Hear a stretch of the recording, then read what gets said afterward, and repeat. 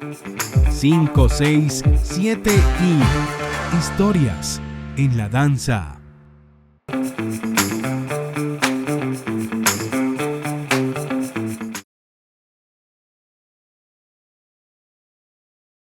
Bueno, nos encontramos el día de hoy con Diana Carolina Rojas, una maestra en todo el sentido de la palabra. Creo que para mí es mucho más grato tenerte aquí como invitada, porque creo que fuiste una de las primeras personas que me abrió las puertas en la danza y a quien le debo literalmente estar aquí. Entonces, bienvenida Diana a este espacio. Gracias, Maito. Para mí es un gusto pues estar en este espacio que vamos a tener de diálogo, pero ante todo mucha gratitud de poder reconocer lo que ha pasado por muchos años de nuestra historia en la danza, pero también de esos años atrás que se han ido tejiendo desde muy pequeña, y a estar aquí compartiendo parte de ese testimonio de vida y pueda pues motivar, inspirar a otras generaciones. Para mí es muy importante, así como otros los maestros lo fueron conmigo. Entonces, agradecida con este espacio, Mau. Vale, Carito. Entonces, para entrar en materia, empecemos a hablar de tu infancia. ¿Cómo fue esa infancia tuya con tus hermanos, tus papás? Bueno, de esa infancia, yo no sé, siempre voy a remontarme mucho al pueblo, a pesar de que no vivía en el pueblo, en el Tolima. Tengo toda mi herencia tolimense, mi mami es de allá, viajaba seguido allá con mis tíos, mis primos, entonces era un ambiente pues de la colectividad, ¿no? De ir a lavar en el río, de cocinar juntos, de matar la gallina, del cerdo, todo eso. Y eso me marcó un montón para precisamente lo que hoy en día pues viene uno construyendo a través de la danza, y lo reconozco como parte de mi legado, de mi ancestralidad, de eso que está instaurado para hoy en día que soy mamá, para eso que uno va construyendo con sus estudiantes. Una familia bastante particular, porque me sentí siempre protegida por una madre que me enseñó pues a vivir en este mundo que no es nada sencillo. Entonces siempre fue muy consejera, muy aterrizada también con la vida. Tuve dos papás por varias circunstancias, siempre supe que tenía dos padres, entonces esa figura masculina también, pues los dos desde su manera siempre aportaron a la construcción de lo que soy. Mis hermanos, tengo otros hermanos por fuera, y fue una vida realmente muy cobijada de amor, de enseñanza, de aprendizaje, respaldada por principios también, por valores, y eso también lo agradezco mucho, porque pues es lo que soy hoy en día, gracias a esos padres, a esa madre también que cuidaron, y mis hermanos que cuidaron un montón también de mí, me enseñaron también cómo transitar esta vida, desde esa masculinidad, ¿no? Porque era la mirada más de los hombres, y mi mami enseñándome en medio de estas masculinidades. Entonces como que tengo los dos elementos ahí muy claros, la maternidad y la paternidad. ¿Cómo es esa infancia tuya en el colegio? No sé si desde ahí fue donde tú empezaste a vincularte con la danza, teniendo en cuenta pues que si vivías en un pueblo, la enseñanza me imagino que era también el folclore. Entonces, ¿cómo empezaste tú en el tema de la danza? Yo fui muy inquieta de niña, es decir, yo siento que yo en mi vida pasada fui un niño, porque de niña jugaba fútbol, tintín corre con la pelota, tacos, piquis, y mis compañeros eran solo hombres en su mayoría. Muy ocasionalmente jugaba con las niñas, tal vez porque no había muchas niñas tampoco, y llegué a la danza ya cuando estoy en el colegio, motivada por los espacios de danza del colegio. Tenía una maestra a quien le agradezco un montón, Madeleine, y ella comenzó a darnos pinitos de danza, como la técnica, y nos fue seduciendo. ¿Por qué lo digo? Porque con mi mejor amigo resultamos después haciendo danza, y éramos los pioneros en danza en el colegio, éramos los que componíamos, los que nos presentábamos en todo evento, éramos los líderes de las presentaciones. Entonces la maestra cumplió esa labor como de seducción, ¿sí? De ser persuasiva con nosotros. También fui en un momento porrista en el colegio, ahí era como tímida, no entendía un poco esas estructuras de eso femenino tan marcado que se manejan de pronto en el porrismo. Y ya después pasé a la danza contemporánea. Ahí, estando en el colegio, hice danza contemporánea y danza tradicional con mi maestra Madeleine y con mi mejor amigo, que hoy en día todavía es mi mejor amigo. De esas experiencias del colegio, ¿cuál es la más memorable para ti? Algo que te haya hecho de pronto potenciar esa parte de liderazgo y de querer a futuro vincularte con la danza? Tengo tal vez una muy marcada, dos muy marcada.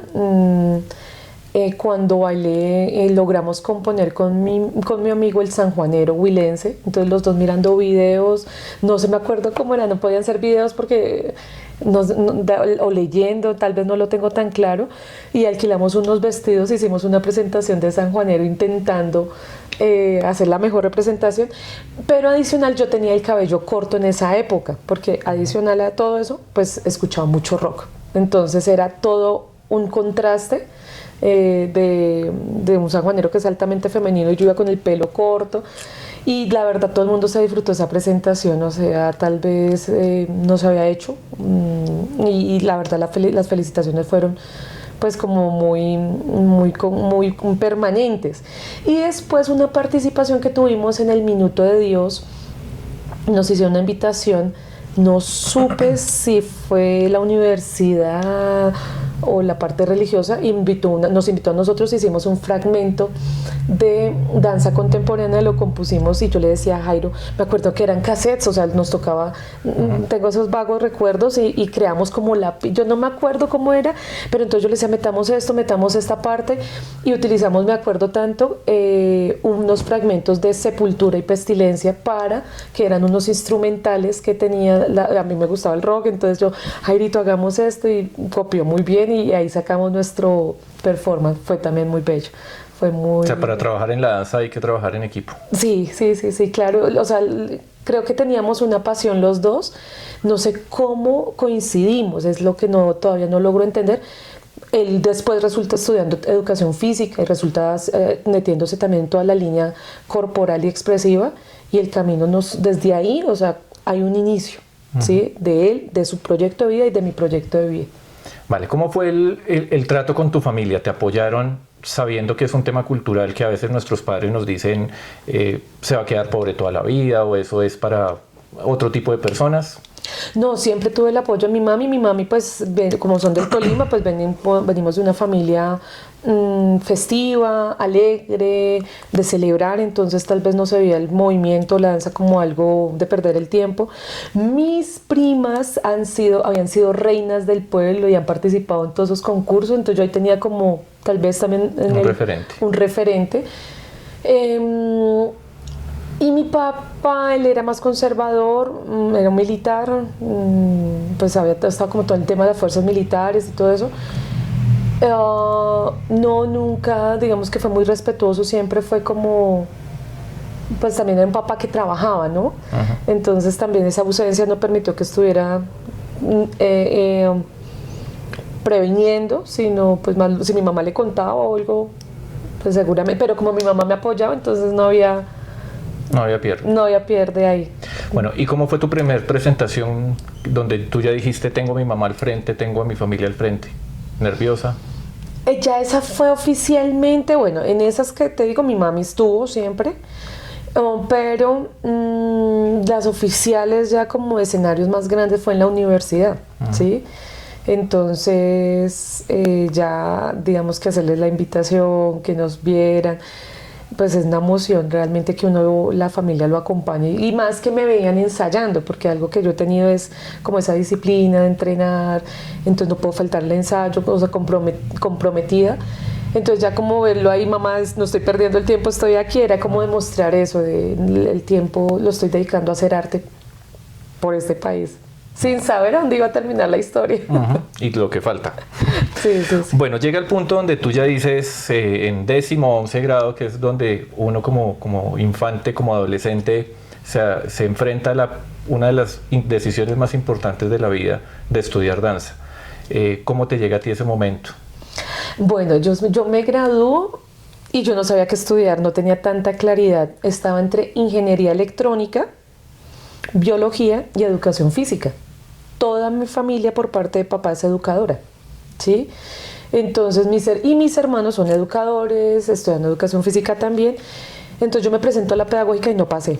Entonces, bueno, ya me presento a la distrital, sí paso a estudiar biología. Entonces yo, bueno, pues era la otra carrera, pasé, allá estudié 3 semestres, también fue, no hice danza en ese tiempo porque pues estaba en plena como adolescencia también, la universidad, y había hecho mucha danza en 10º, 11, todo eso, entonces de pronto como un stand-by.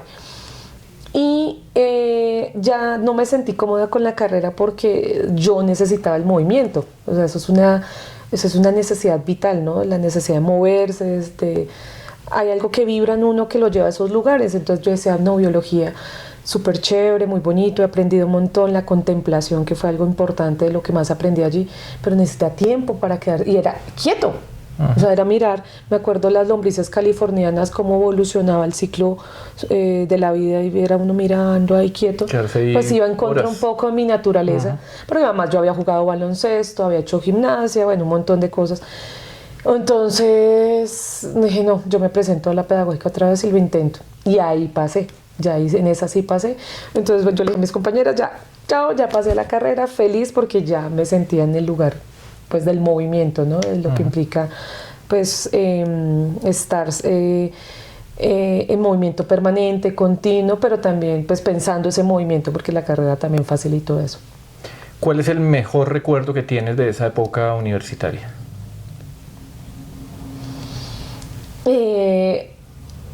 Es que en la primera carrera con la biología era un grupo de amigas y con ellas realmente compaginamos un montón.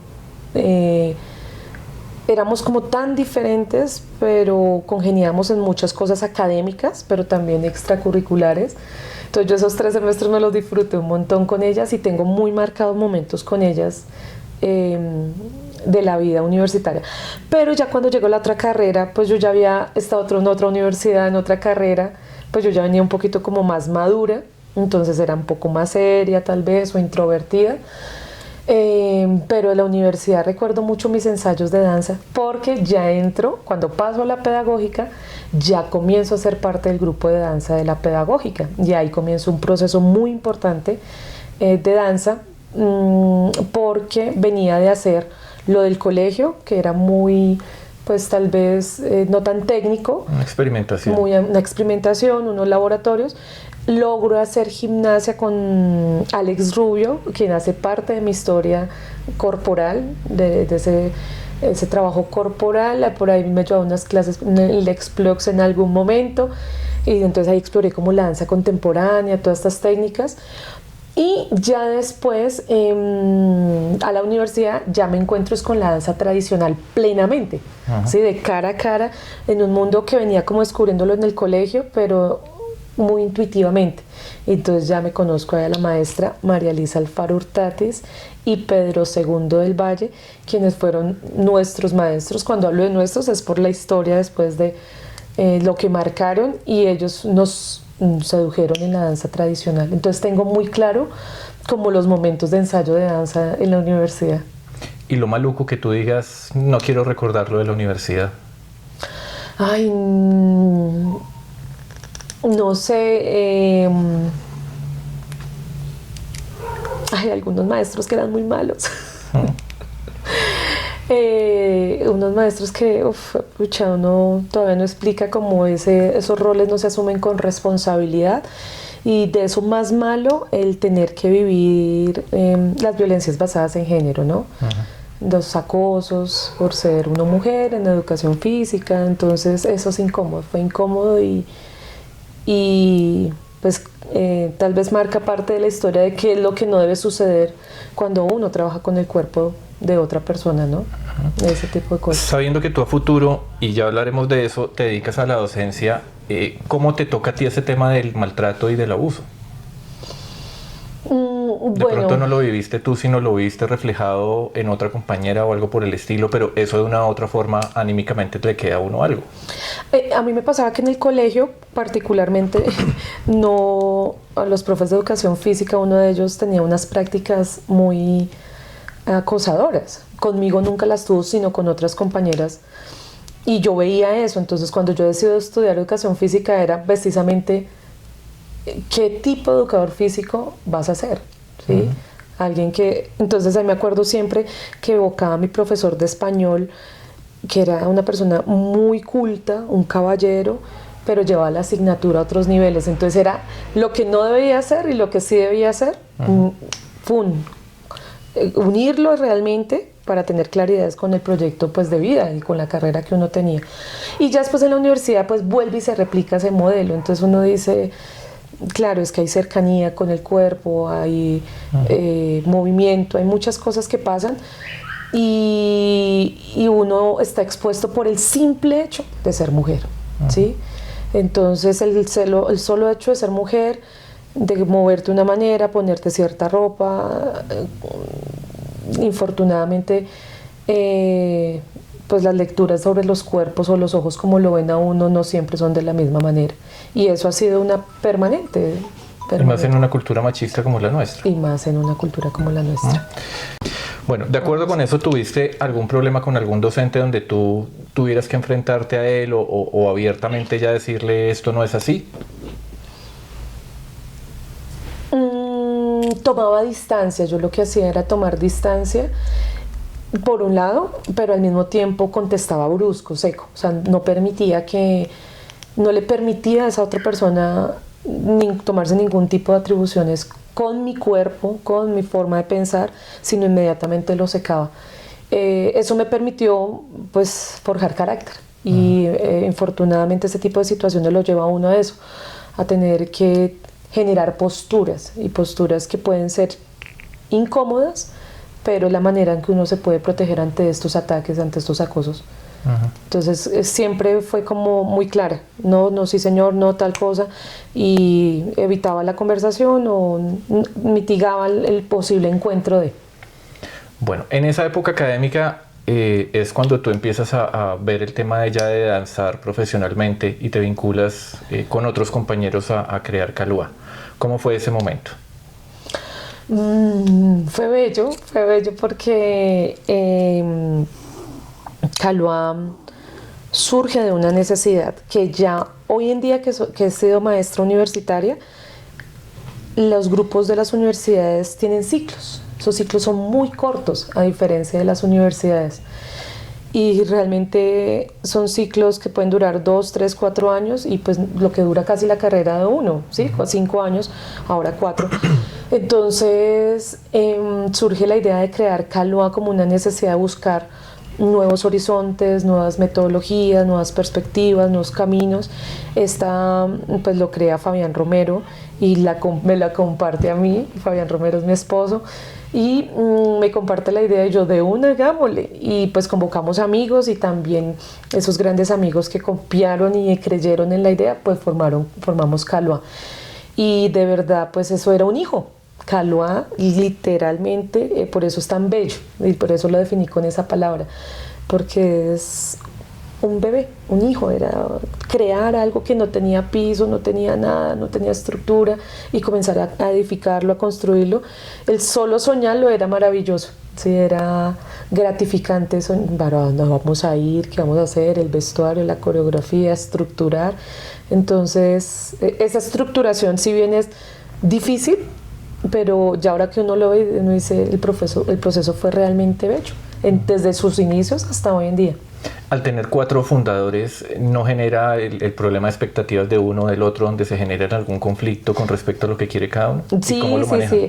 Eso, yo sé, a todos los que con los que hablamos de Calúa, crear Calúa no fue fácil, porque pues todos pensamos diferente, porque todos tenemos una manera de concebir la danza.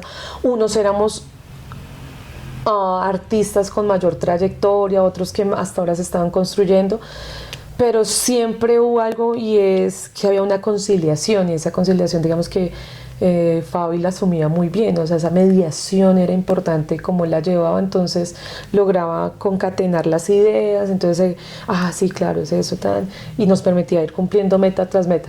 Creo que siempre algo que fue fundamental es que no hubo falta de respeto, o sea, nunca perdimos ese como Calúa nunca va a poner en juego la amistad, ¿sí? Entonces ya podíamos ponernos furiosos, lo que sea, pensar que era personal, pero no permitimos que eso se deteriorara la amistad. Claro, de estos socios no quedaron todos, porque unos dijeron, no, ya estamos cansados, o tengo otro proyecto de vida, y pues quedamos 3 en este momento. Éramos realmente Ay, ahorita no me acuerdo, 4 o 5. Ay, de pronto Fandy me sacará de la duda con tanta información. Pero ahorita quedamos 3, ¿sí? De esos socios. Pero nada, pasar la página y seguir. Bueno, ¿y por qué Calúa decide enfrentarse al reto del folclore y no a algún otro tipo de danza? Bueno, los que fundamos Calúa, todos venimos de la escuela de la pedagógica. Entonces, nuestros maestros Maye y Cocho, en sus, ¿cómo son en sus apodos? Creo que hicieron una muy buena tarea. Ellos nos infundaron a nosotros muy buenas bases sobre la tradición, hicimos trabajo de campo. Es que hicieron todo el trabajo de seducción, porque es que es eso, seducir en el buen sentido de la palabra. Nos llevaban, nos orientaban, nos enseñaban, nos presentaban los portadores, los sabedores. Y nosotros estábamos enamorados, nos trasteaban para todo lado. Yo viajé un montón en la universidad gracias a esas posibilidades, además que yo era la representante del grupo ante la universidad, entonces yo gestionaba los recursos, todo ese tema, lo hacíamos, tenía esa responsabilidad, entonces nos enamoramos, y cada uno de nosotros teníamos también un rol importante en la universidad. Entonces Fabi era monitor de Maye, coreografiaba también, Fandy tenía unos liderazgos, Tirso también unos liderazgos importantes, y pues dijimos, esto también lo vamos a poder hacer afuera, pero el lugar de encuentro fue la tradición, o sea, resonamos en la tradición, resonamos en los saberes, en lo que cargaban los portadores, en que los territorios no son neutros. Entonces todo eso lo fue a uno enamorando de entender la diversidad de Colombia, ¿sí?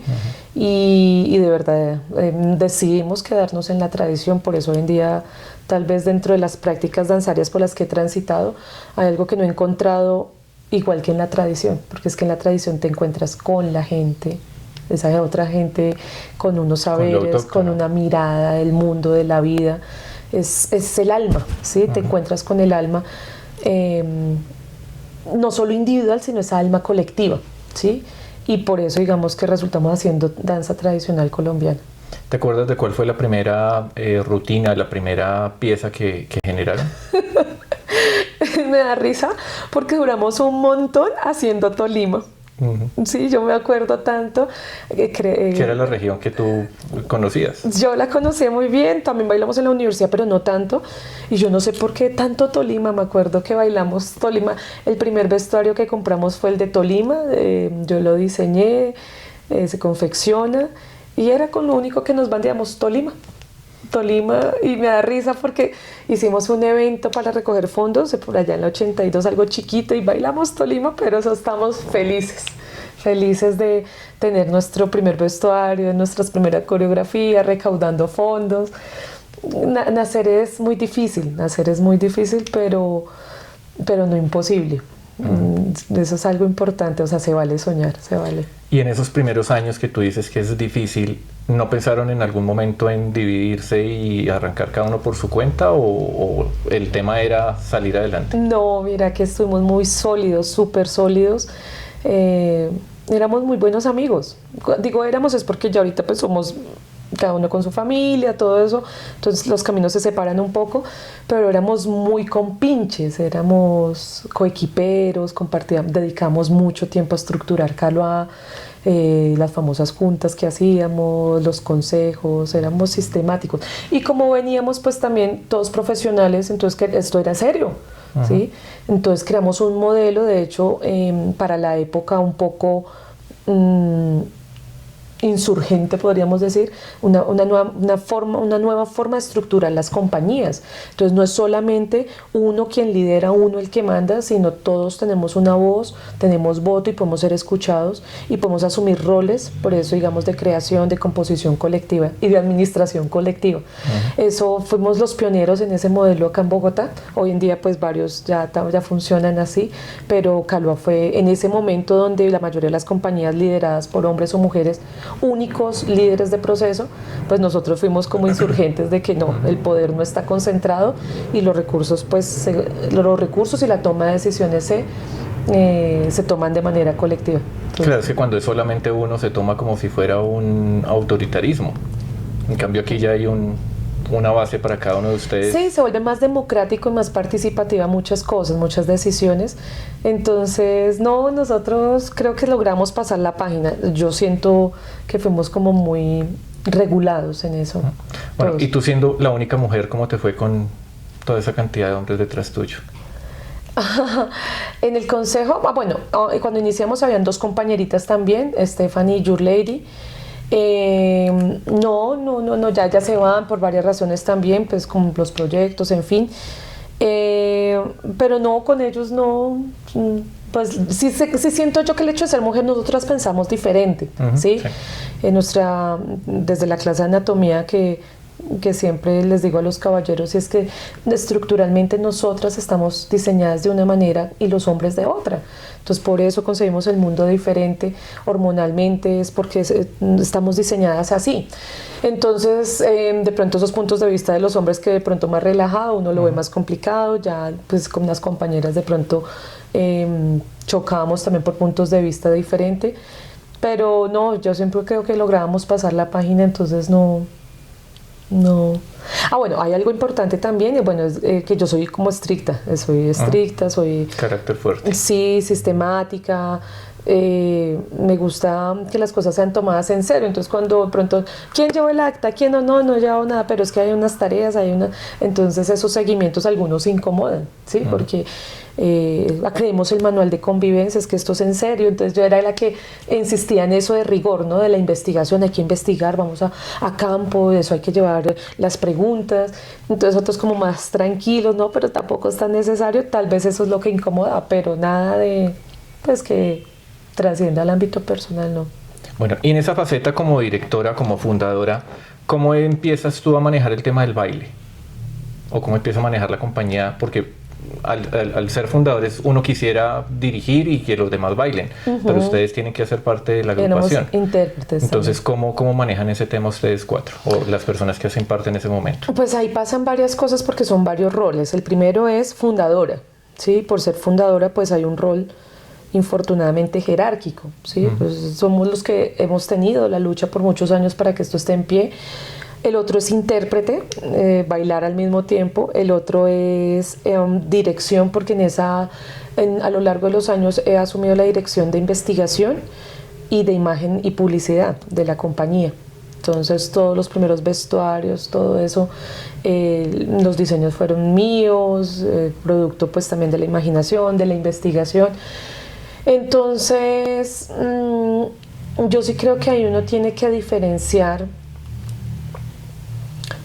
Y algo que siempre nos marcó y es el ejemplo, ¿sí? Entonces Fabián siempre nos decía, es que ustedes no pueden ser bailarines principales o, bueno, por fortuna Calva no está digamos que no opera en esa estructura, pero él decía con el ejemplo, si usted quiere ser el bailarín principal, pues le toca venir todos los días, ensayar fuerte, pues no va a poder pretender un puesto, digamos, clave, ¿sí?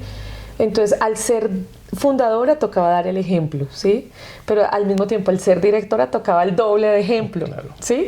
Entonces, para usted bailar el día que se equivocaba, el día que se salía de tiempos, el día que no fuera, pues eso era condenado peor que cualquier otro intérprete. Entonces, uno hasta un punto logra cargar con eso, porque uno dice, sí, claro, tengo que dar el ejemplo, más bien en generaciones, adelante. Pero ya llega un punto, por ejemplo, que actualmente, por ejemplo, ya uno no da abasto, entonces ya uno dice, pues preferir dar un paso acostado o ya más bien baila uno desde otro lugar. Pero también el hecho de ser director o ser fundador, pues también uno tiene unos privilegios, yo siento que son inherentes, ¿sí? Esos privilegios se los gana uno porque pues o por la experiencia o por la misma disciplina o el mismo rigor. Entonces al principio hay algunos de pronto para que le incomode, a otros ya entienden, pero digamos que pues no es sencillo. Y se vuelve aún más difícil cuando tú haces producción, que fue otro rol que logré tener en otra temporalidad, hacer la producción de una obra y de pronto pretender bailar, eso sí lo hice y para mí fue momentos no es chévere, o sea, no es bonito, no es agradable porque ni haces lo uno ni haces lo otro. Entonces cuando ya haces producción sí es mejor estar en un lugar afuera para poder tomar decisiones con mayor tranquilidad y con el panorama más amplio, ¿sí? Pero bueno, esa producción también tiene otras connotaciones de otro estado en el que estaba dentro de la compañía, entonces ya uno se arriesga a otras cosas. Entonces fíjate, todos esos roles no es sencillo, pero lo logra uno. Pero uno sí tiene que preferir uno más que el otro. Entonces ya o lo interpreto o me dedico más a bailar y la verdad no me lleven a tomar decisiones, ya no quiero tomar decisiones. O se dedica a la producción porque le da a uno más tranquilidad, más plenitud, siento yo. Bueno, tú nos hablabas ahorita de la investigación, que creo que es uno de los privilegios que entre comillas tiene la danza folclórica porque está en nuestro territorio, cosa que por ejemplo no puede hacer el hip hop porque no es nuestro, y digamos que cuando se asume ese tema de investigación toca oír o que venga algún maestro. ¿Por qué es importante la investigación en lo que tiene que ver con el folclore colombiano? Maito, yo siempre he creído que investigar es el arte de develar, ¿sí? Entonces, cuando uno investiga es porque uno tiene un espíritu indagador, o sea, quiere uno saber más de, ¿sí? Y ese espíritu es muy natural de nosotros los humanos, ¿sí? Bueno, y de algunas especies también. Entonces, cuando hablamos de esa investigación, era como una chispa que se encendía y casi que lo lleva a uno, quiero entender qué está pasando, ¿sí? Entonces por eso con Fabi cogíamos la moto y ¿para dónde nos vamos? Para tal lado. Y era ese deseo de hablar con la gente, de experimentar cómo ellos habitan su territorio, de cómo su cosmogonía y comenzar a dialogar entre su historia y la mía, ¿sí? Entonces resulta siendo la gran universidad de la vida, ¿sí? Porque comienza uno a generar diálogos interculturales pues que le amplían a uno la mirada sobre el cuerpo, sobre cómo me concibo como mujer, cómo son los procesos de formación, por ejemplo, en esos territorios que muchas veces carecen de infraestructura cultural. Muchos de verdad los espacios que visitamos, los entrenamientos son en la tierra, en pura tierra, entonces bailaban y eso era un tierrero, sí, pero era parte, la tierra, era parte de esa construcción escénica también, esa construcción territorial y escénica. Entonces esa investigación para nosotros nos dio todo el piso para no, y quiero decir esto como con mucha frescura, y no fue como, es que así se tienen que hacer las cosas y punto, porque ustedes tienen que repetir y tienen que, sino iban con un sustento, un producto de la interacción y que pasó por el cuerpo, pasó por los sentidos, pasó por una serie de sensaciones que quedan en el cuerpo y después uno se las lleva, ¿sí?, al aula, al espacio formativo y las suelta.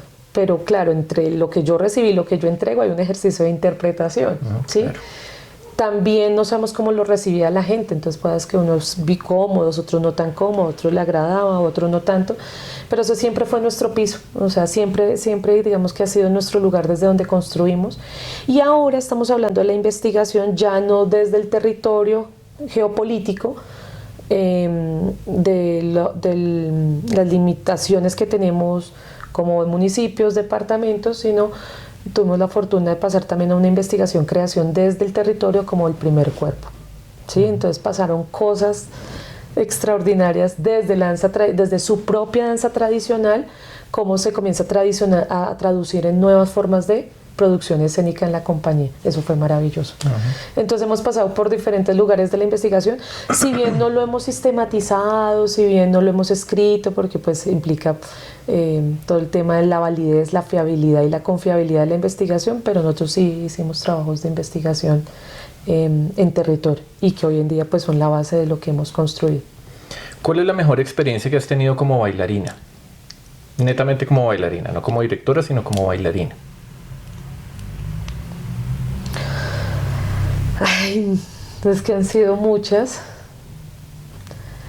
pero tal vez recuerdo una con mucha huella y es dos. La primera fue cuando bailamos en la Folcloriada Mundial ante, yo no sé, para mí habían muchas personas, eran como 3.000, 4.000 personas en ese escenario en México, una guacherna.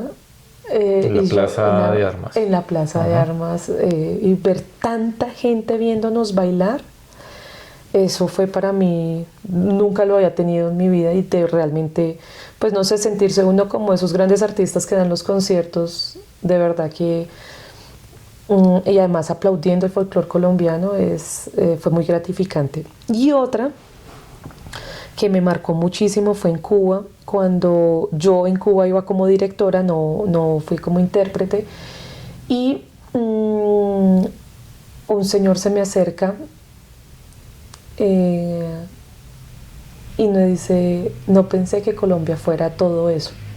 Han sido la mejor representación de las danzas del mundo que hemos visto, porque no sabía que habían así esas mujeres campesinas, esas mujeres guerreras, esas mujeres, y comienza una serie de descripción, pero él nos vio minuto, o sea, describía todos los momentos como si hubiera hecho parte de la composición.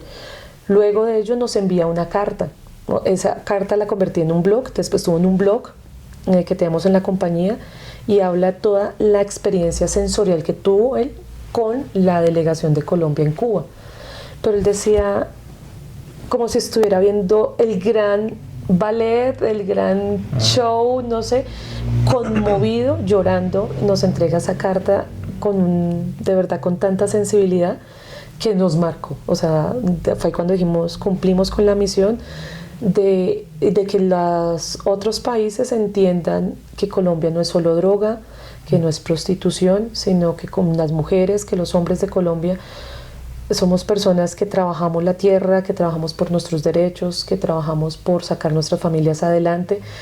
Entonces era de verdad, cada vez que pensamos en él, era demasiado emotivo y todos llorábamos en ese momento cuando él nos hablaba de eso. Ha sido 2 momentos así muy top. Y el tercero, ya pues bailando siendo mamá, ¿sí? Cuando ya tu hija te ve bailar y la primera que está ya gritando es mamá, te amo, y es tu hija, eso es... no tiene valor. Mejor. No tiene valor, eso sí. Ay, se me aguó el ojo. No, es que de hecho cuando yo los acompaño a ustedes a la folcloreada, yo desde afuera vivo eso que menciona tu maestro, el hecho de primero de ver la bandera, que eso de una u otra forma le hincha a uno el pecho de 1000 emociones. Segundo, el ver cómo ustedes bailan y lo que tú dices, que toda la gente los está observando. Y lo otro que me causaba emoción era, a veces uno pasaba por los diferentes teatros que había cerca y uno veía, por ejemplo, sin decir que sean esas compañías, Argentina, y había una fila de 20 personas, pero la de Colombia era siempre la que más dejaba fila. ¿Cómo es ese sentir de esas experiencias bonitas? Pues algo que nos caracteriza como colombianos, y para nadie es un secreto, pues es nuestra calidad humana, ¿no? Esa calidez, la calidez, lo afectuoso que somos, lo carismáticos que somos, y ante el mundo, pues creo que se reconoce fácilmente. Entonces es como la delegación de Colombia, es que somos alegres, de que somos afectivos, que somos sensibles. Y como que dentro de tanta frialdad también de muchos países, siento yo, creo que les genera curiosidad eso, los colombianos, cómo son las colombianas, y se reconoce y se valora, ¿sí? Porque además se refleja no solamente también al ver el colombiano o la colombiana, sino en sus obras. Entonces cuando va uno bailando una cumbia, un bambuco, un sanjuanero, entonces fíjate que no son danzas melancólicas. Además que Calva no llevó solamente una obra, sino un repertorio de todas las regiones. Claro, entonces damos mucho matiz, aunque también parte del compromiso de nosotros es mostrar ante el mundo que pues Colombia no solo es cumbia, sino también Colombia es una danza que es melancólica, también son bambucos, no todos los bambucos son alegres, que hay un pasillo, que también nos corresponde a nosotros mostrar eso que nos incomoda también y que en alguna de las obras hemos logrado plasmar. Entonces creo que esos matices le agrada a la gente, le parece como curioso. Yo creo que es la curiosidad de... Bueno, ¿y si hablamos de experiencias negativas? ¿En los viajes? Sí, como bailarina. Nosotros tuvimos una experiencia muy fea y fui también como directora esa vez en Estados Unidos, en New Jersey, donde el solo hecho de ir con la camisa de Colombia ya íbamos con una etiqueta grandísima. Entonces, revisión de las maletas, nos hicieron pasar por todo lado para reconocer si teníamos droga. Eso fue una persecución muy fuerte. Ya después llegamos a Nueva York y entonces íbamos con las camisas, entonces inmediatamente nos asumían como prostitutas, incluso ofrecían, o sea, preguntaban por eso. Y sortear eso era realmente incómodo, era muy complicado, era una humillación, para mí fue una humillación. Ya después en el aeropuerto de vuelta nos pusieron todos los pereques también para devolvernos, y solo por ser colombianos. Y para mí ese viaje me generó demasiado estrés, yo tuve depresión luego de ese viaje. Y yo tal vez no quería volver a los Estados Unidos después de ese viaje. Yo llegué, abracé a mi esposo y le dije, qué viaje tan horrible, no había sentido la xenofobia tan marcada como me pasó en ese viaje. Y pasó con todos, con absolutamente todos, sentir esa gran etiqueta de esos imaginarios que circulan en el mundo y sentirlo en carne propia. Me sentí humillada, realmente una humillación. Ahí no importaba qué rol tenía uno, quién era, ¿no? Humillada completamente por ser colombiana y ser mujer. ¿Después de ese viaje a Estados Unidos volvieron? ¿O ese es el único? Sí, no, después de eso volvimos a un viaje maravilloso que fue otra cosa diferente, porque estuvimos en Rexburg, que es la parte como campesina de los Estados Unidos, fronterizo con Canadá. Entonces ya era otra estructura de, primero pues al sistema de creencias, porque la comunidad era mormona, entonces pues sí, había unos principios completamente. Entonces nos atendieron muy bien, nos trataron muy bien, nos sentimos como en casa, tuvimos la posibilidad de conocer, no, todo lo contrario, o sea, nos sentimos muy acogidos por el territorio, acogidos, y fue un festival bellísimo en todo su esplendor. Compartimos con otras delegaciones de otros países. No, fue todo lo contrario. Entonces ahí pues, después pudimos hacer turismo con la compañía, entonces viajamos de norte a sur. Y fue otra posibilidad de, pues ya no íbamos con las camisetas de Colombia, entonces ahí tal vez apaciguaba un poco todo, pero cambió completamente la perspectiva. Bueno, cambiemos a otra de tus facetas, que es la docencia. ¿Cómo llegas a la docencia? Bueno, como soy licenciada, entonces los primeros pinitos que yo di en la enseñanza, estando en la carrera, fue toda la educación psicomotriz. Entonces trabajé con primeras infancias, trabajé casi 6 años. Después trabajé como asesora a la Secretaría de Educación.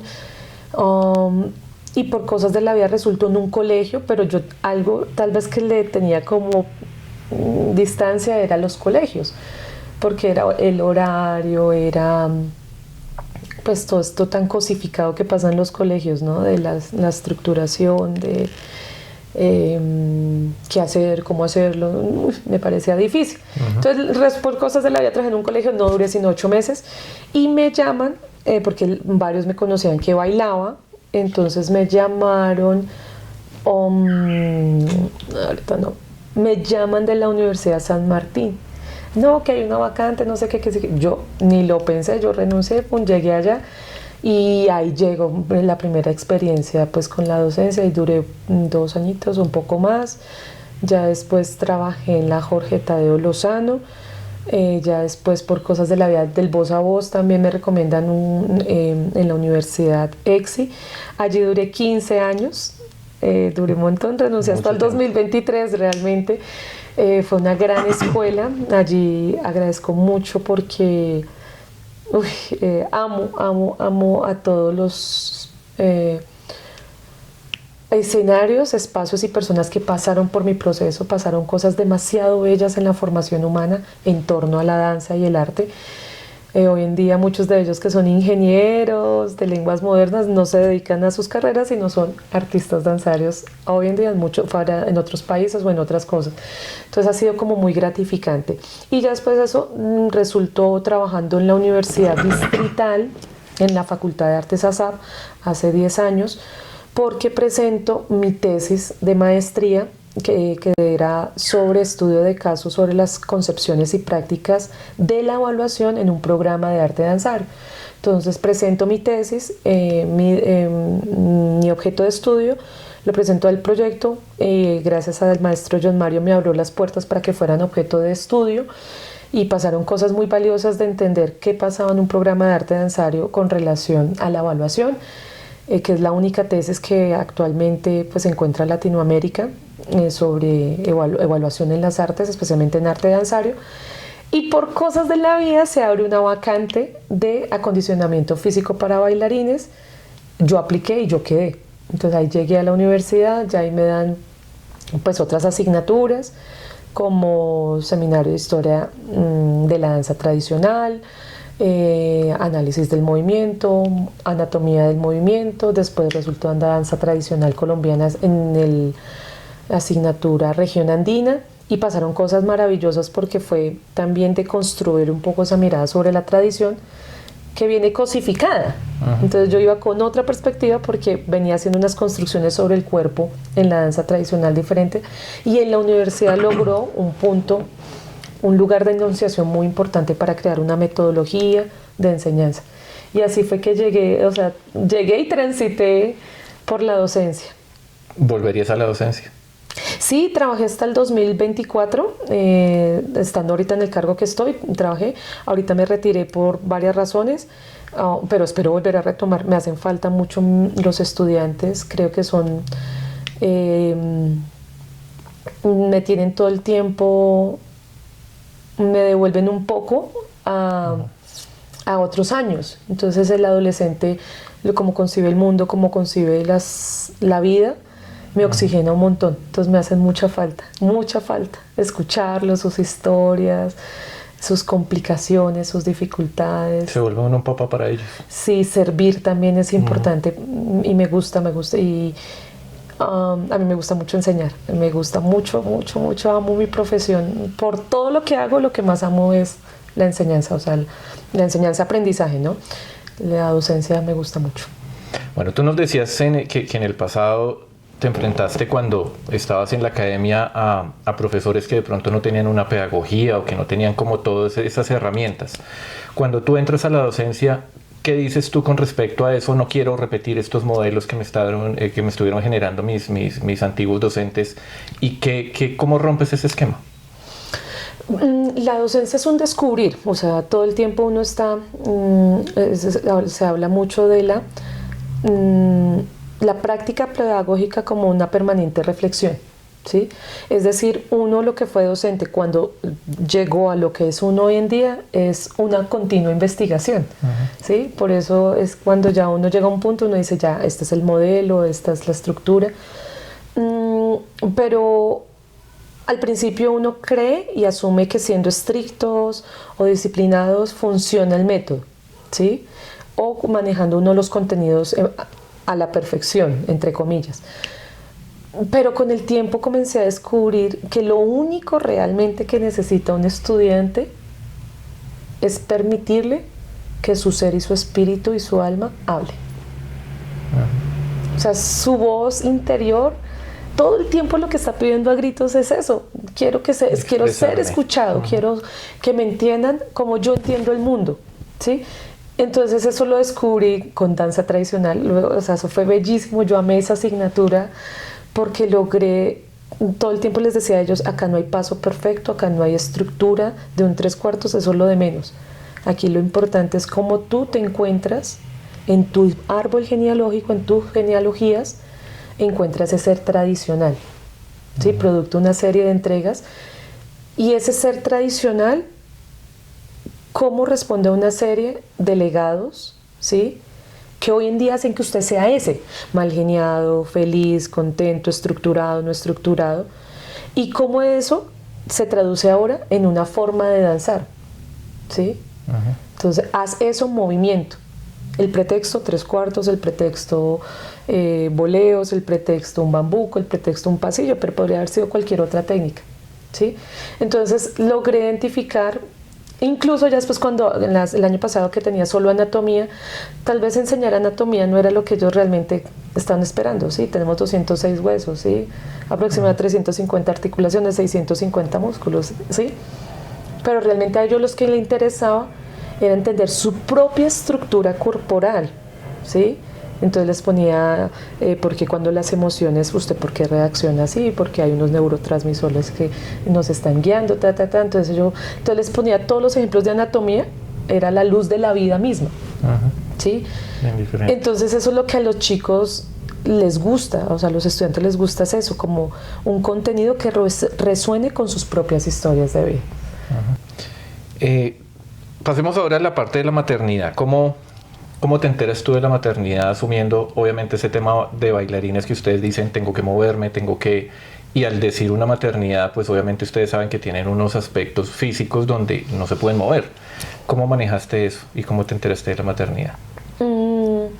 La maternidad llega en una decisión, porque inicialmente no quería ser mamá, pero algo que tenía unas claridades, y ya después decido ser mamá con mi esposo, por supuesto, y en esa decisión de ser mamá pues uno ya asume todo lo que implica la maternidad. Entonces implica primero entender que hay que preparar el cuerpo para ese bebé que llega, prepararlo mental, físicamente y espiritualmente.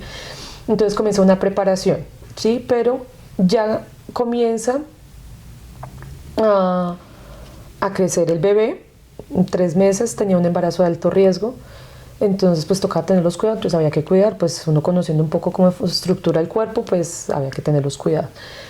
Pero algo que me prometí estando embarazada, en la condición de embarazada, era que yo no iba a detenerme, o sea, yo no iba a parar de bailar, ¿sí? Entonces yo bailé hasta el último mes de mi embarazo. Nosotros terminamos actividades el diciembre con Caloa, en noviembre con las universidades, y yo hasta el último momento di clase completamente, salté lazo, porque como hacía secuencias de movimiento con lazo, hacía stretching, hacía todo. Un día me enfermé porque se me inflamó el nervio ciático. Eso fue un mes sin actividad, fue durísimo. Pero hasta el último momento bailé. Yo me disfruté mucho mi embarazo, porque en Victoria, mientras yo bailaba, pues esta muchachita hermosa, ella descansaba porque el movimiento parece que la arrunchaba. Entonces ella descansaba mucho. Y yo me detenía en las noches, y pues en la noche era como, hey, ¿por qué no te estás moviendo? Entonces ahí sí comenzaba a patalear. Pero fue un embarazo muy bello, me lo disfruté mucho, sin limitaciones, y digamos que pues tratando de seguir una vida dentro de lo posible normal. Pero ya el tema pos es donde sí cambia un montón, porque también tomo la decisión de debo maternar, y tengo que maternar. Tengo que dedicarle el tiempo a esta pequeña criatura. Y sobre todo tiempo de calidad. Tiempo de calidad a esta criatura, dedicarle, como mamífera que soy, pues sacarla adelante. Entonces tenía claro que me iba eso sí, a los compañeros les dije, equipo, conmigo no cuenten con Caloa, porque yo me voy a dedicar a maternar. Era mi compromiso con ella y con la vida misma, y conmigo también. Entonces realmente materné y me distancié 2 años de la compañía. Me hizo falta muchísimo, porque pues el movimiento, ¿no? Lo que implica el movimiento en la salud mental, en la salud física, en la salud emocional. Pero pues todo llega en su momento, ¿sí? Entonces hablemos de cómo volviste a Caloa nuevamente a bailar. Sucede un aspecto en tu vida delicado, que se enfrentan ustedes como familia, no solamente tú, sino familia, Fabián, Victoria, a un asalto en tu casa. Eso les genera unas condiciones, unos elementos mentales muy fuertes. ¿Qué pasa ahí y cómo decides tú, a raíz de eso, vincularte nuevamente al baile, a mostrarte como prácticamente una actriz, porque literalmente ahí generas no solamente el baile, sino la actuación? Entonces, ¿cómo manejas ese momento?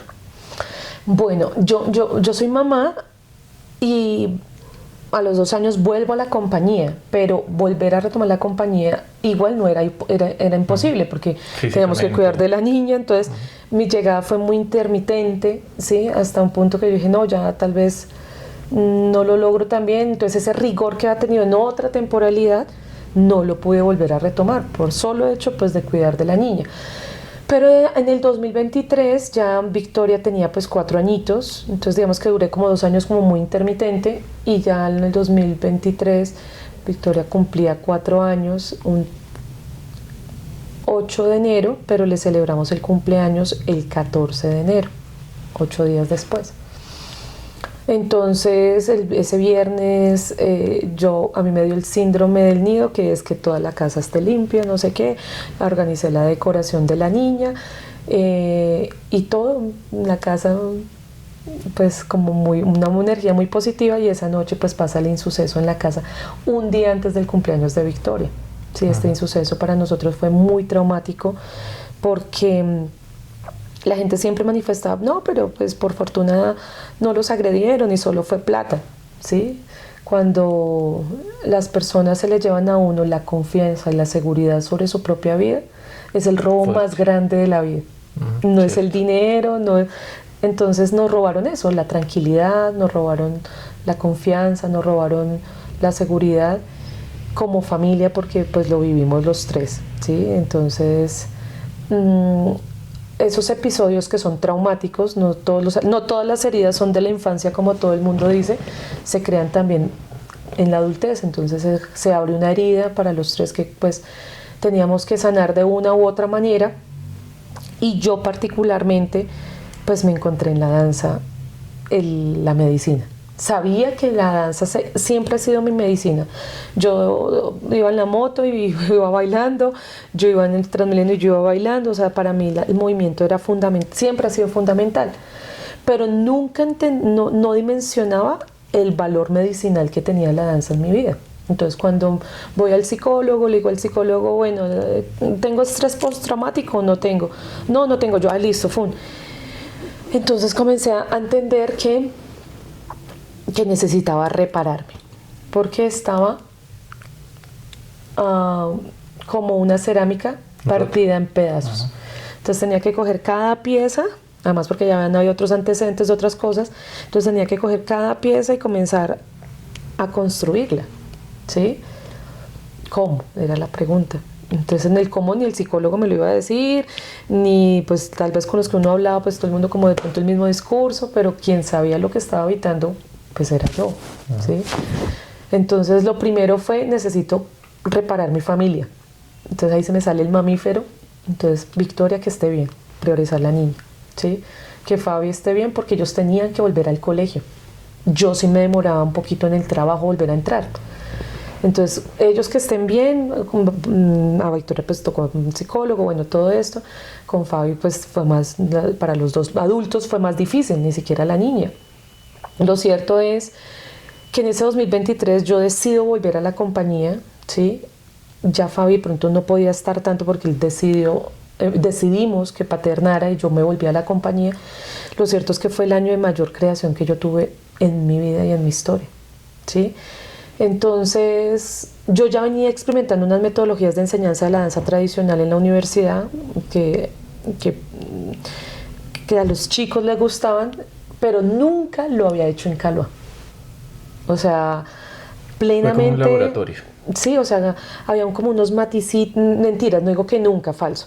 Lo hemos hecho con unos maticitos, y ahí iban dando, pero no con como con la intensidad que me hubiera gustado a mí. Entonces, porque siempre pues había un modelo en Caloa que de composición, de trabajo, que funcionaba también, pero que yo había trabajado en la universidad pues era el que yo había construido allá, y entonces tuve la oportunidad ya de materializarlo. Entonces en el 2023 teníamos que aplicar a la convocatoria de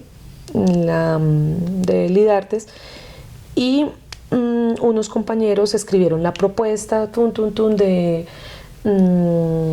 como el conflicto armado. Yo no sé por qué se fue, tengo todavía esa pregunta y tenemos que resolverla de pronto, sobre el conflicto armado. Hacen el libreto, toda la estructuración, pero yo estaba desubicada en el guión, ¿sí? ¿Por qué? Porque algo que yo no entendía con el guión era, ¿por qué están haciendo eso no es tan así el conflicto armado. Entonces estaba generando una idea del conflicto armado como estereotipada, como... Y yo había vivido una situación violenta porque habíamos tenido una balacera terrible, a Fabi lo habían encañonado, a mí me amarraron, a la niña, o sea, viví la violencia a flor de piel. A flor de piel días anteriores. Entonces yo dije un momentico a la compañera, le dije, qué pena, pero no, la cuestión no es así, permítame, qué pena, esto es delicado, ¿sí? Esto no es... Y comenzamos a estructurar el guión y a volver a materializar unas ideas. Lo cierto es que tengo que confesar que a través de esa obra que se llama Lamento a golpe de tambor, pues resultó siendo mi laboratorio de sanación. Entonces se comienzan a estructurar unas escenas, hagámoslo así, hagámoslo así, de manera colectiva, que me pareció bellísimo porque esa composición fue, logramos habitar el dolor de muchos y el propio de diferentes maneras. Entonces comenzamos a componer, pum, pum, pum, y lo cierto es, toda la obra comienza a ser mi lugar de sanación. Entonces habitaba la situación, coger el toro por los cachos y escuchar cuando sonó por primera vez la balacera en la grabación, yo me derrumbé. Entonces casi todos los ensayos era llore, llore, llore, pero era sanando, sanando, sanando, volviendo a confrontar la situación, entregándola al universo. Y ya después comienza, entonces la obra llega hasta un punto en composición colectiva y queda como ¿y aquí qué? Entonces ahí yo cogí las riendas de la composición y comencé a plasmar la propia historia de lo que sentía, de lo que habitaba, de lo que vivía. Y resulté casi que, entonces ahí en esa obra lo interesante es que yo era la protagonista de la obra. ¿Sí? Inicialmente el guión no querían que fueran personajes, pero cuando yo llego comienza a tener carácter el personaje. Entonces yo resulto siendo la esposa, Alfonso es mi esposo, mis 2 hijas, en ese caso hay 2 hijas, y cómo comienzan a cantarle a la vida, el esposo muere. Entonces cuando él muere en esa obra era lo que yo tuve que confrontar en la obra, qué pasaba si Fabio hubiera muerto en el insuceso. ¿Sí? Entonces comienza toda esta obra a tener unos detrás de cámaras, tal vez hoy los estoy como expresando, pero comienza a ser la propia historia, vivida y habitada del insuceso, pero también sanándola, reparando. Entonces por eso esa obra después termina en una entrega de flores, en una colectividad, porque así termina el insuceso, la colectividad. Nosotros nos abrazó en todo lo que pasó. Y esta obra resulta siendo ganadora de la beca, pues no me acuerdo muy bien si es de circulación, me perdonarán, gana en el 2023 con Lamento a golpe de tambor. Y cuando presentamos la audición, yo entregué mi dolor, entregué mis ausencias, mi herida, la entregué en ese momento y le agradecí al grupo por haber permitido sanarme. Porque todos fueron piezas fundamentales en el abrazo, en la mirada, en el movimiento para reconstruir cada una de esas piezas que pues estaban tan rotas y tan devastadas. Ya después la obra la presentamos en el Jorge Eliezer Gaitán, también fue pues durísimo, también duro, porque no era actuar, no era vivir. Era volverla a vivir, a volver a habitar las emociones, las imágenes que son tan abrumadoras. Y sobre eso hacer danza. Por eso hoy en día yo creo que la danza está más dentro de uno que de afuera, ¿sí? Más y menos en la técnica, está en el alma, está en el espíritu, está en todo lo que la motiva, en todo lo que la gatilla, en nuestras emociones, nuestros miedos, nuestras prohibiciones. Y desde ahí se construye otro tipo de danza. Entonces por eso la obra fue tan importante, no solamente para haber ganado, sino también en la construcción del tejido social como compañía. O sea, todas... Entonces claro, yo estaba llorando por ese insuceso, pero de ahí para adelante estaba llorando la compañera que había tenido una pérdida, la compañera que había terminado con su novio, la compañera que se sentía sola. Entonces fue una construcción colectiva frente a la ausencia, frente al dolor, frente a eso que casi nunca la danza tradicional cuenta, y contamos aquello que también incomoda. Katia Mandoki habla sobre la prosaica, ¿sí? La estética de la cotidianidad, y la cotidianidad no siempre es bella. Entonces por eso esa obra fue trascendental y fue tal vez de las obras épicas que hemos tenido nosotros con propósito, ¿sí? Llegas a ese punto donde te enfrentas a nuevos retos y te llega el reto de ser gestora en Tenjo. ¿Cómo es eso? Pues obviamente tú sales de Bogotá, pasas a Tenjo ya a vivir una vida mucho más tranquila y allá ¿cómo te llega el ofrecimiento? Bueno, entonces venía ese 2023 complicado, difícil, haciendo creación, amo la creación, lo que logra en la vida humana, pero había sido un año difícil en muchos aspectos, y cuando uno está en sintonía con el universo, creo que las cosas suceden. Entonces, dentro de la gratitud de que las cosas pasan, pues también uno pide al universo que pasen cosas, ¿no? Que pasen cosas para el bienestar personal, familiar. Y entre esas cosas, pues el universo me escuchó y toqué las puertas de la administración en Tenjo porque estaban en modo, ya habían pasado la campaña política, todo eso. Tocó las puertas en la alcaldía, el alcalde no me conocía. Y ofrezco mi hoja de vida, le digo, mira, yo soy una persona que trabaja en esto, me dedico a hacer esto, pues seguramente te pueda funcionar, pero eso era un tiro al aire, sin saber si sí, porque pues yo igual seguía en la universidad, todo. Entonces, en ese momento el alcalde me dice, no, ese cargo ya está asignado. Yo, bueno, no te preocupes, esto no es un compromiso, simplemente pues revisa la hoja de vida. Y bueno, ni más ni menos, ya me entrevistan, pues una entrevista pues tuvo la posibilidad de conocerme un poquito más, y el 23 de diciembre me llama, me dice, bueno, tú vas a ser la directora del Instituto de Cultura y Turismo de Tenjo. Entonces, es como, yo creo mucho en la predeterminación biológica, o sea, las cosas ya están casi que destinadas a que pasen, ¿sí? Y ahora cada vez como que afirmo un poco más eso, porque todo tuvo un engranaje en tiempos, en espacio, que yo decía, uy, esto no lo puedo explicar desde la razón, desde la teorización, desde la conceptualización, no pasa. Entonces ya me llamo y yo, ¿es en serio? Yo le decía, entonces en ese momento entré en diálogo con el universo y simplemente decía gracias, gracias. Y ahí llegué así, por mérito, por lo que he construido a lo largo pues, de tanto esfuerzo, de tanto sacrificio, de tanta oportunidad también que he tenido, y de la gratitud con el universo, pues las cosas llegan con propósito y para algo. Y también tratando, pues en este momento, también entendiendo esos propósitos que uno tiene en la vida, porque he entendido que uno, en el rol que la vida lo pone a uno, es misional, por sobre cualquier cosa, sobre lo económico, sobre el bienestar solamente propio, uno en donde estás, porque tiene unas cuestiones misionales con uno mismo y con las personas que pues el universo le pone en el camino. Eso obviamente te genera el dejar la compañía como intérprete, como bailarina, pero me imagino que sigues viendo a ese hijo crecer. ¿Cómo es ahora ver a Caloa desde la barrera?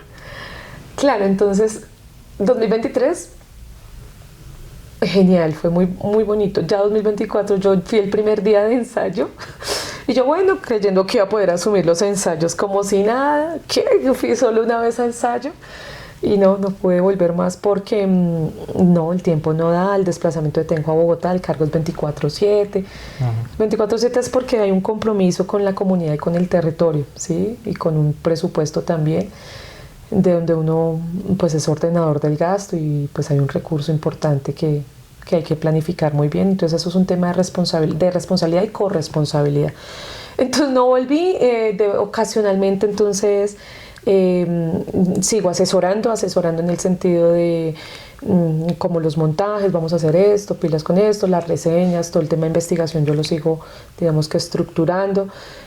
Ya Fabi, el 2023 yo fui más directora artística, Fabi vuelve y retoma en el 2024, él toma el rol, yo me distancio. Esa es la maternidad, es que también es eso, no podemos los dos plenamente, va a ser complejo.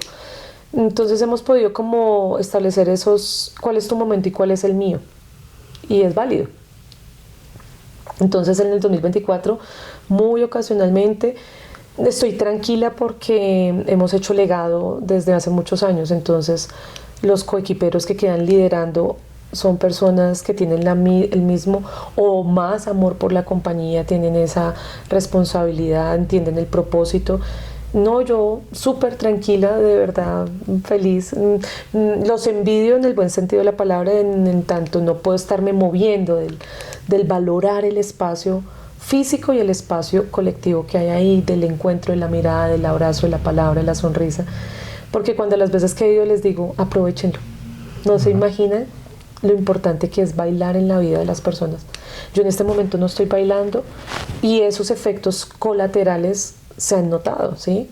Deterioro articular, pérdida de masa muscular, ¿sí? Sedentarismo, aunque pues sigo haciendo meditaciones, a veces stretching, eso, o sea, trato de mantenerlo. Pero ustedes que lo tienen, aprovechenlo. No sabemos si hay un después, si hay un mañana, ¿sí? Si vamos a podernos mover, disfrútenlo. Entonces, como siempre voy como, o sea, háganle con toda, o sea, vayan con toda, no pierdan presentación. No saben cuánto anhelo yo una presentación de volver a estar en escenario, ¿sí? Entonces yo ahorita entonces dije, no, en el 2025 voy a otra vez ir, que pues sí fui unos martes y me disfruté esos ensayos, otro lugar de hacer danza, muy diferente.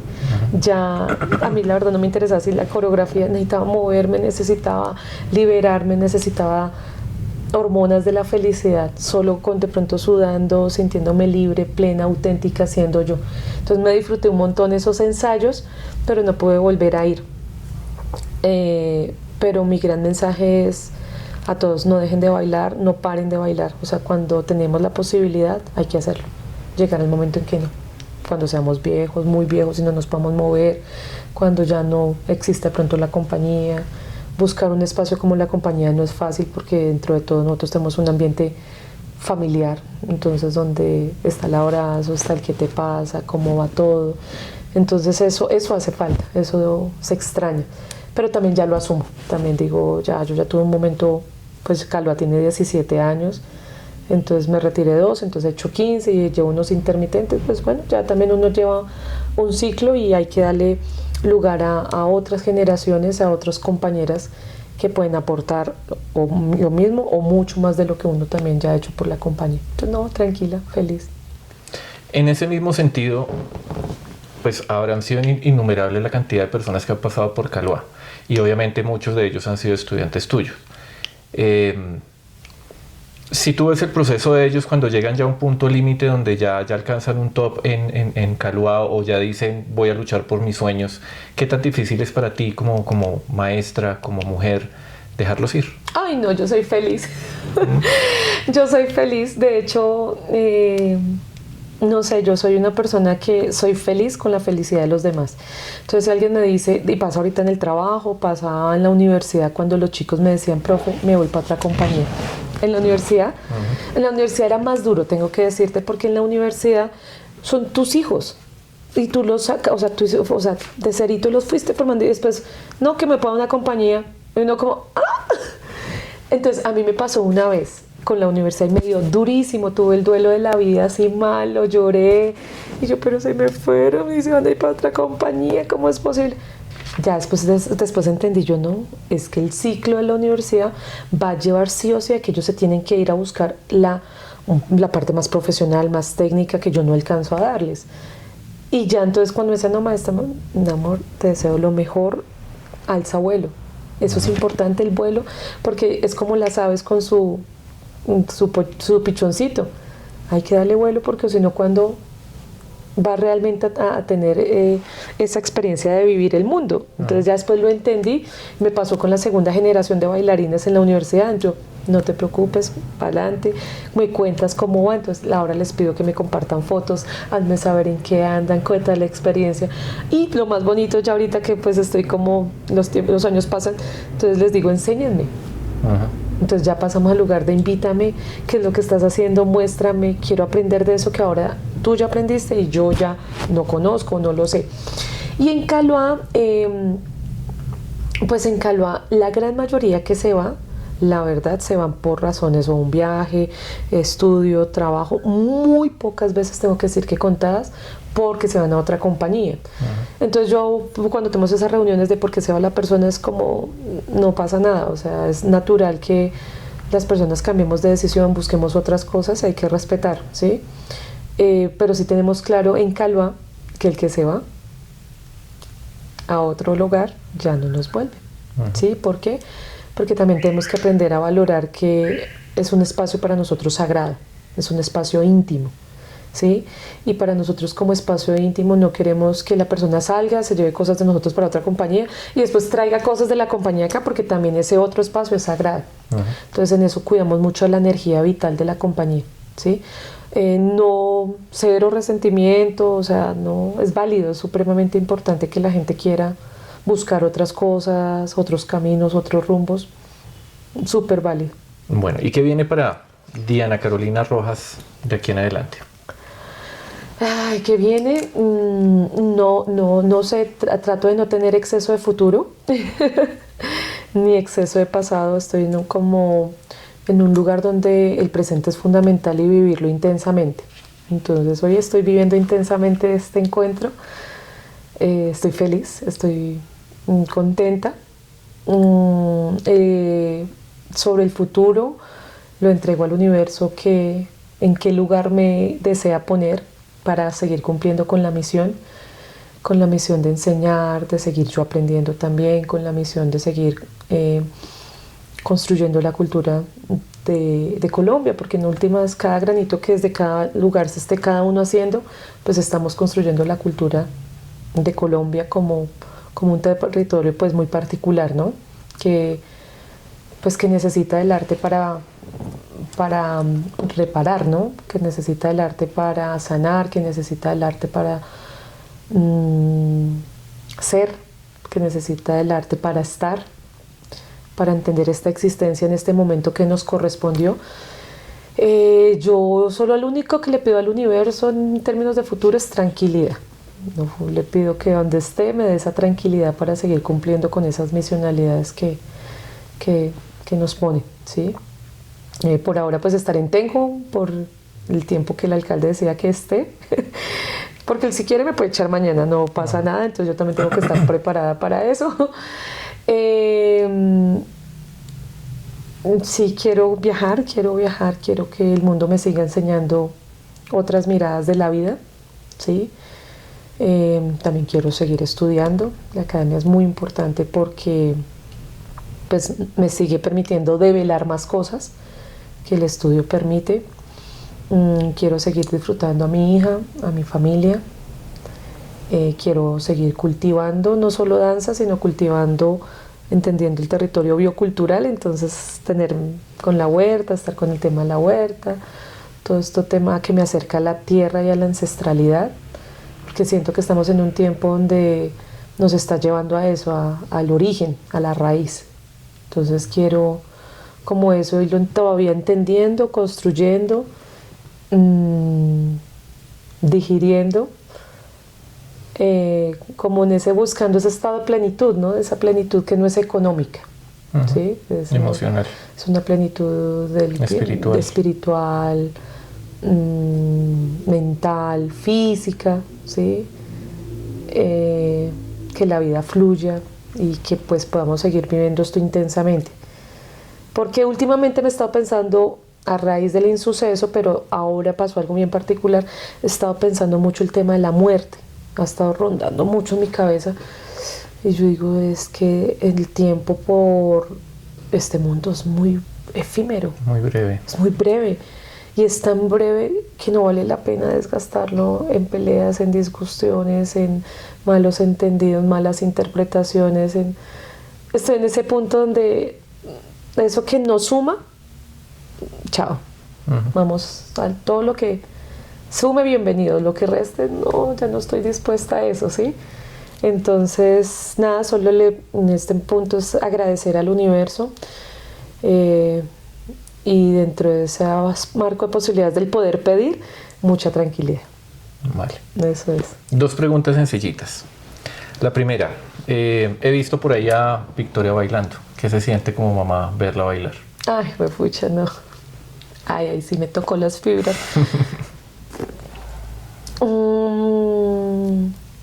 ¿Te ves reflejada en ella? No, que eso me parece... ¿Es su historia? Es la historia de danzada de Victoria. Victoria le gusta el perreo, Victoria le gusta el pop, le gusta que es yo soy más introvertida, tal vez en la danza soy más... De la esencia personal. Sí, tal vez soy más melancólica, ¿sí? Victoria es todo lo contrario, entonces me fascina que ella es su danza, que la validó tan de ella, entonces por eso la Miss de ella del colegio dice, Victoria vive en un musical. Esa es la evaluación de Victoria siempre, que es auténtica, que es única. Victoria vive a través del movimiento. O sea, ella para expresar cualquier cosa, ella es movimiento expresivo, ella es todo a través. Y eso es demasiado, uno apenas, yo la miro y yo digo, eso es demasiado auténtico. Entonces, que ella sea, no, eso es plenitud, esa es para mí... Porque es lo que he venido buscando con mis estudiantes, ¿sí ves? Sí. Entonces cuando lo veo en ella y ella sale con su paso, para más tiene una rítmica, la estructuración, el pulso, el ritmo, eso lo tiene ella, yo quedo aterrada, tal vez yo no lo logro identificar y ella sí, pum, la cadencia, chan. Es que los chips son diferentes. Entonces verla bailar es nada, pues ya se imaginarán todo lo que uno llora cuando la ve bailar, la plenitud de que ella sea a través del movimiento es... no sé cómo explicarlo, creo que no tengo cómo describirlo porque es una emoción única, es demasiado específico y puntual. Janita, muchísimas gracias por haber hecho parte de esta invitación. Espero que te hayas sentido como en casa, así como tú me has hecho sentir en tu vida y en la vida de Kaluá.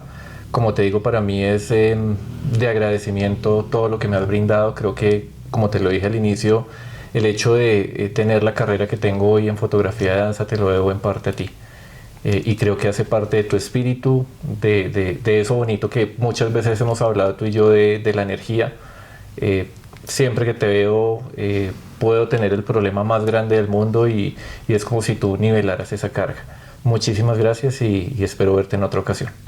Ay, Maito, no, gracias a ti por esta hermosa invitación, por una vez más hacer memoria, porque tú lo haces a través de tu lente, has retratado muchos de los momentos importantes de nuestra vida, de mi esposo, de la niña y míos, y haces memoria con tu lente y eso para mí es fundamental porque con esa pasión que lo haces es incalculable.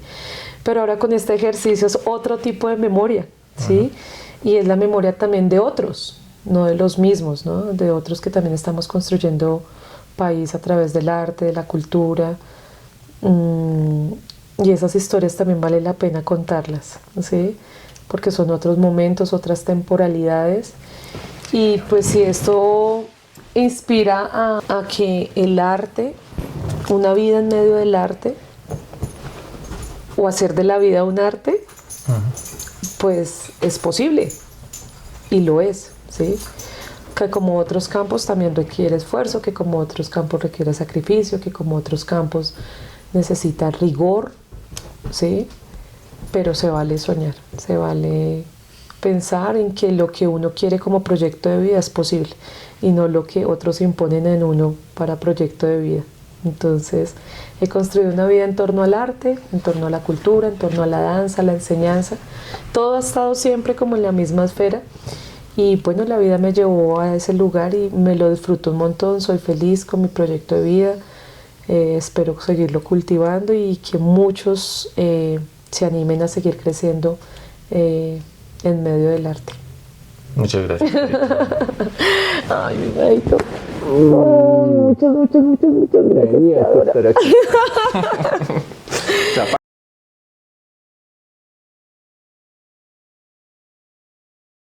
gracias.